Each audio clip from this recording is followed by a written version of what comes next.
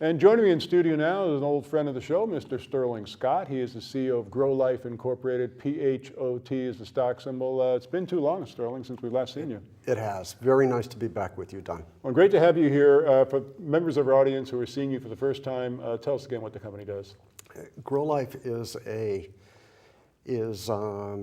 fully reporting public company that is participating in the indoor gardening, principally medical marijuana space, on the over-the-counter bulletin board market. And we are, among public companies, we are, I believe, the largest by revenue company that is involved in the picks and shovels side of medical marijuana and marijuana in general in the United States. Well, let's be frank. I mean, your space, medical marijuana, has been the darling of the financial world now for the better part of a year. We saw the election last year where both Washington and Colorado not only made medical marijuana legal, but also recreational marijuana.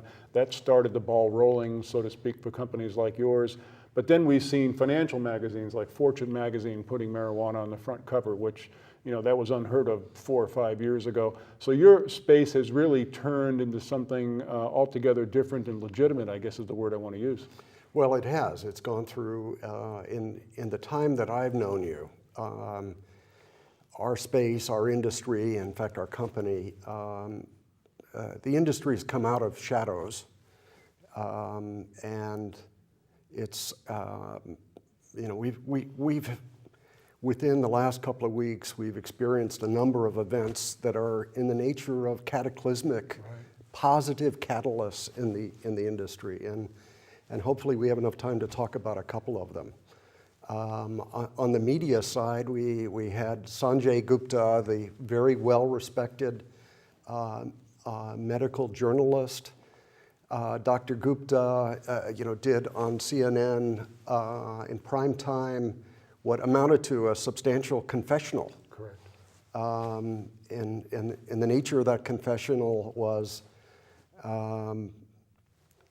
he had not looked carefully enough at a legitimate medical marijuana, and as he has had the opportunity to do that in the last couple of years, he reversed his negative opinion and wanted to tell the nation that this is not an exercise about people getting high and misusing government relaxation. There are very powerful medical applications that the country needs to know about. Mm-hmm. And Dr. Gupta also, I thought, made it very clear in his written remarks and his spoken remarks that to a large extent in the previous 70 years, at least it was his belief, and I share that belief, that the federal government misled the country to a very large extent about medicinal marijuana. So that's just an event, but the really more interesting and very powerful changes in the environment are brought to bear by a Department of Justice position that was taken on just within the last 2 weeks. On August 29th, the Deputy Attorney General announced a position of the Justice Department that essentially green-lighted marijuana programs in all 50 states. Right.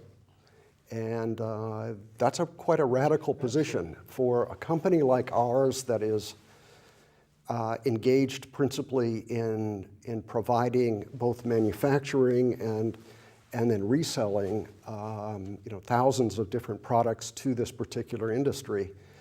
You know, we're looking at a huge infrastructure, probably the largest infrastructure build in our particular sub-industry in its history in the United States.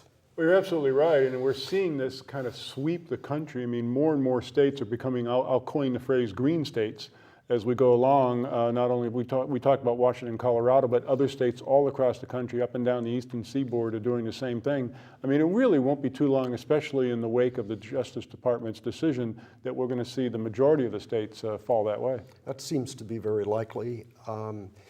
What Justice did in its recent position statement that was then reinforced in Senate hearings before the Judiciary Committee just last week was they've articulated a very rational position, identifying the federal interests that need to be protected and reinforcing their expectations of states that implement programs so that should Colorado decide to have a particular type of medical marijuana program or recreational marijuana program, that it doesn't necessarily bleed over into its neighboring states. So there are legitimate federal interests, and those have been articulated, and I think were very well considered. But they've taken away, to a very large extent, the threat of some kind of intervention by the federal government that would discipline people for discipline legislatures, right, discipline government officials for having enacted legislation. That seems to have, that's part of the history. It's not part of going forward, and that has freed a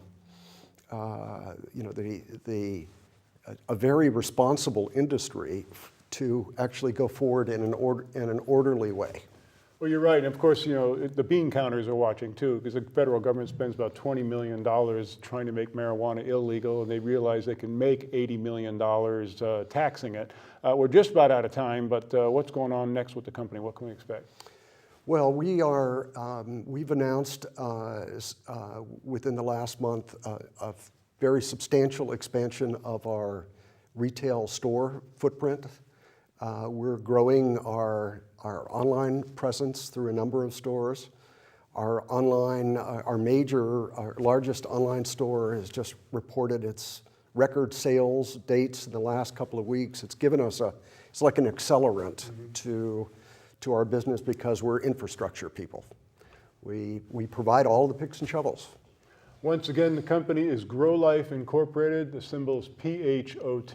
Their website's growlifeinc.com. Sterling, fabulous updates. So much information. Thanks for joining us. My pleasure. Thank you, Don.